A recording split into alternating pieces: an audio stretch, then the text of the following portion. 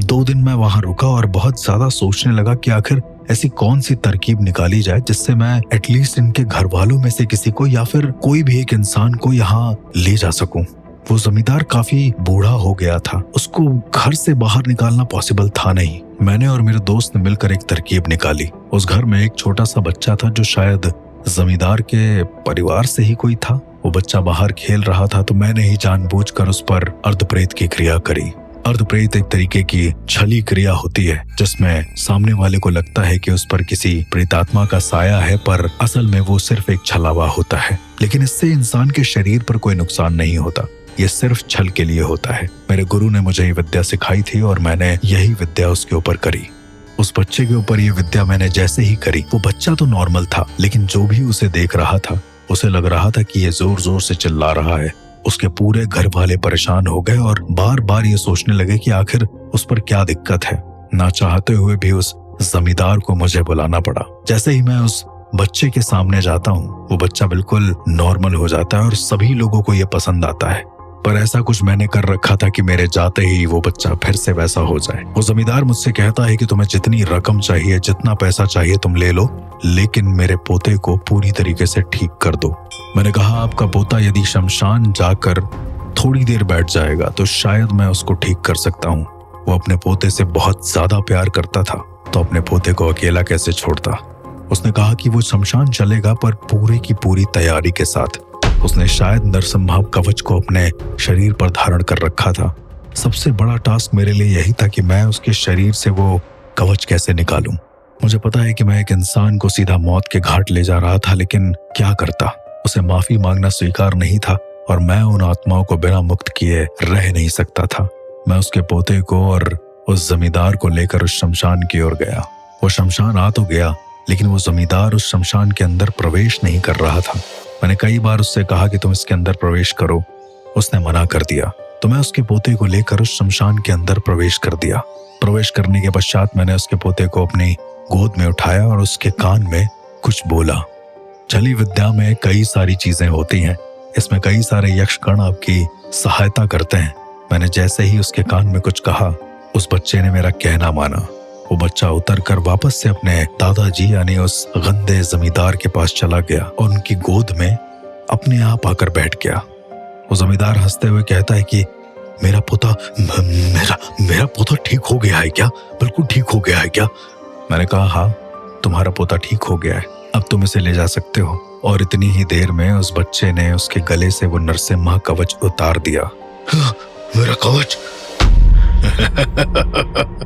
तुम्हें क्या लगता है तुम मुझे बहका सकते हो शमशान में आने के लिए? दरअसल इंसान कभी कभी घमंड में यह भूल जाता है कि वो अपनी खुशी में कितना ज्यादा उत्तेजित हो जाता है। मैंने उसको जमीन की तरफ इशारा करते हुए कहा कि तुम शमशान के अंदर ही खड़े हो।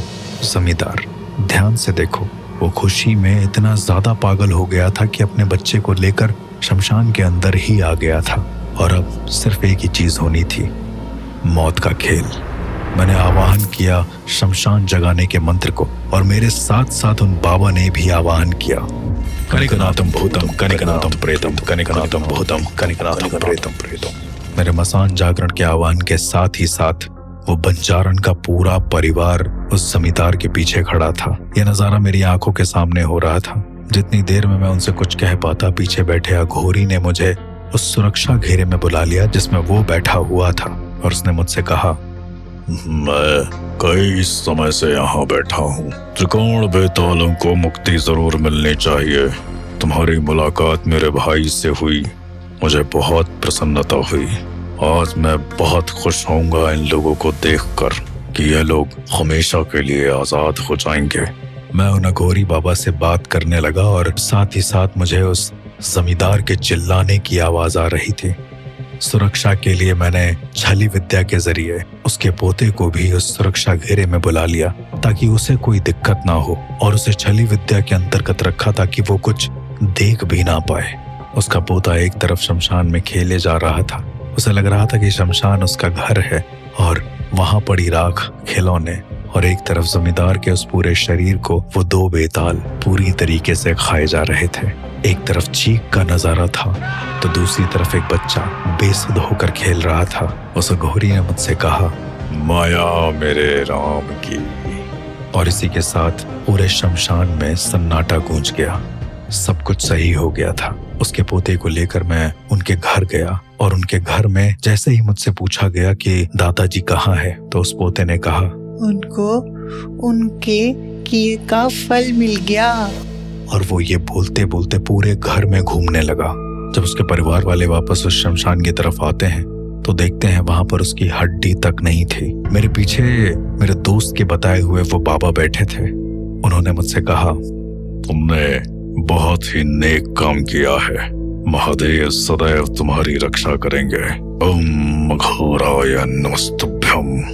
मैंने भी उनकी तरफ देखकर प्रणाम किया और मुझे पता चल गया था कि गलत काम का गलत ही नतीजा होता है। इसके बाद मैं अपने दोस्त से मिला और वापस किसी और किस्से, किसी और एग्जॉर्सिज्म की तलाश में वहां से निकल गया। क्या पता आगे जाकर मुझे कोई और कहानी मिल जाए जिसमें सब कुछ सही हो, कुछ भी गलत ना हो। जल्द मिलेंगे एक और ऐसी किसी घटना के साथ।